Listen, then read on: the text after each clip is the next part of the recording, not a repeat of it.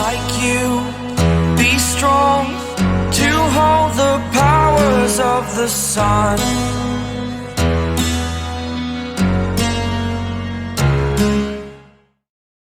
तो आज की कहानी शुरू होती है 10वें रिल्म से, जहाँ थॉर रानी से एक सवाल पूछता है।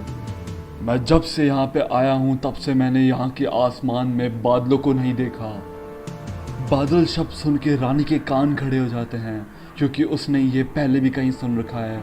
और दिमाग पे जोर डालने के बाद में उसे याद आता है कि उसने ये धरती में देखे हुए भी हैं। तो वो थॉर को पलटे कहती है, बेवकूफ़, तुम स्वर्ग में खड़े हो, तुमने शायद देखा नहीं, लेकिन यहाँ की हर एक चीज़ बहुत खूबसूरत है।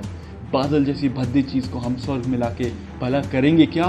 कि तभी पीछे से एक दासी तेज़ रफ्तार से दौड़ती हुई रानी के पास में आती है और कहती है, रानी साहिबा, एक काले रंग की आकृति ने हमारे पूरे के पूरे आसमान को ढक लिया है और वो लगातार रोए जा रही है। बादलों की ऐसी अजीब सी व्याख्या सुन के थॉर समझ जाता है कि इन लोगों ने कभी तूफान को नहीं देखा।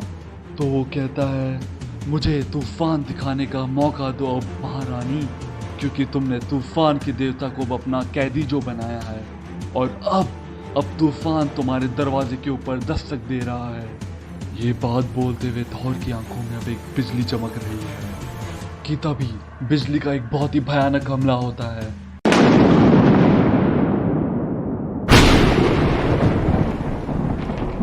उस घमासान हमले से देखते ही देखते वो टावर धूल के अंदर मिल जाता है।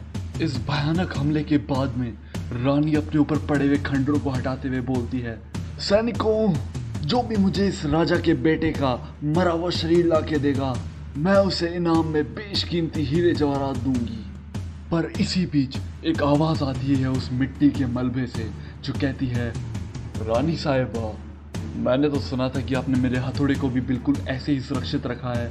थॉर का इस तरीके से कहना ऐसा लग रहा था जैसे वो रानी का मजाक उड़ा रहा है। और इसी बीच थॉर अपने हथौड़े को समन करता है और उसका हथौड़ा बिजली की रफ्तार से उड़ता हुआ उसके हाथों में आ जाता है। इस बार थॉर की आंखों के अंदर शांति के सफ़ेद झंडे नहीं थे, इस बार थॉर की आंखों के अंदर युद्ध के बिगुल थे। आज उसकी आंखों के अंदर बिजली दौड़ रही थी। वो रानी को बोलता है, अब ये बचकाने खेल बंद करो रानी, और मेरी बहन के बारे में बोलना शुरू करो। कहीं और लोकी उस अंधेरे में छुपता छुपाता किसी को ढूंढ रहा होता है। आहा, क्या कोई अभी भी जिंदा चीज वहां है? ये कहते हुए वो उस झोपड़ी का दरवाजा खोलता है। अंदर से एक भारी आवाज आती है, मैं देख रहा हूं तुम बड़े हो गए हो। आपकी इस पार की नजर के लिए शुक्रिया पिताजी, पर अभी इन सब चीजों का वक्त नहीं है। हेवन अब आजाद हो चुका है पिताजी, और एंजल्स ने अब जंग की शुरुआत कर दी है। पर मैंने उनकी सेना को कुछ हद तक नुकसान पहुंचाया है, और मैं उम्मीद करता हूं कि थॉर ने भी यही किया होगा।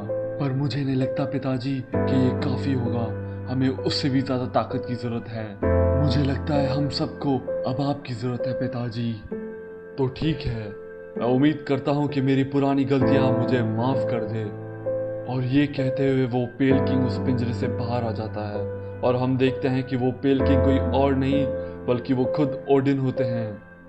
और वहाँ 10वें रिल्म के अंदर रानी और थॉर अब आमने सामने होते हैं। रानी कहती है उसे, तुम कितना भी सब कुछ बर्बाद कर दो, लेकिन मेरे पास में हर एक चीज अनंत है। तब थॉर उसकी सारी की सारी सेना को बर्बाद करते हुए बोलता है, तो ठीक है रानी, पर मेरे पास में भी बिजली और तूफान की कमी नहीं है। इससे पहले कि मैं तुम्हारी अमरता की परीक्षा लूं अपने हथौड़े से, तुम मेरी बहन के बारे में बोलना शुरू करो। तुमने मुझे अपनी बहादुरी से खुश किया है, मुझे लगता है शायद तुम्हें सच्चाई बता देनी चाहिए। तो सुनो। रानी थॉर को फिर से उस अतीत के युद्ध में ले जाती है और बताती है कि जब मैं तुम्हारे पिता से बचते हुए जब अपने शिप में पहुंचती हूँ, तब तुम्हारी बहन मेरे हाथों में होती है, लेकिन उसे इस गार्डियन होने की सजा तो भुगतनी ही थी। तो मैंने उसे अपने आर्क रिएक्टर में फेंक दिया, जहां उसका नामो निशान खत्म हो गया। और हंसते हुए वो कहती है, खुश हो गए? क्या अब तुम्हें ये सब कुछ जान के अच्छा लगा? रानी के मुंह से ऐसी बर्बरता की बात सुन के थॉर अपना आपा खो देता है।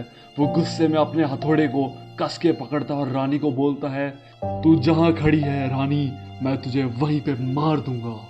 कि तभी वहां से कोई उड़ता हुआ तेज रफ्तार से आता है और थॉर के ऊपर एक बहुत ही ताकतवर हमला करता है, और वो कोई और नहीं बल्कि वो एंजेला होती है। तो आज के लिए इतना ही। मैं उम्मीद करता हूँ आप सभी को ये वीडियो पसंद आया होगा, और अगर आपको ये वीडियो पसंद आया है तो लाइक करना मत भूलिएगा, और आपको जो कुछ भी पसंद आया इस वीडियो में प्लीज़ मेरे साथ में वो शेयर कीजिए, मुझे ये बहुत अच्छा लगेगा। और हाँ, अगर आपको इस वीडियो को लेके कोई सुझाव है तो मेरे साथ में उसे ज़रूर शेयर कीजिएगा।